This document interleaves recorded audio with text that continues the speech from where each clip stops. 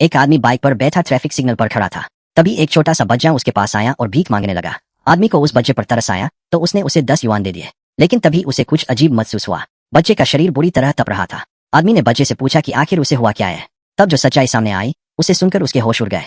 बच्चे को जबरदस्ती भीख मंगवाई जाती थी। दरअसल उस दिन बच्चे को तेज बुखार था। उसने गुंडे सांग बियाओ से सिर्फ एक दिन की छुट्टी मांगी थी, लेकिन उस बेरहम आदमी ने बच्चे का गला पकड़ लिया और कहा, सिर्फ मरे हुए लोगों को ही बुखार नहीं होता।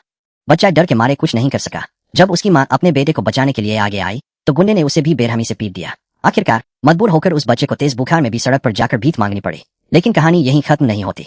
उस गैंग ने ऐसे न जाने कितने बच्चों को अपने कब्जे में रखा हुआ था।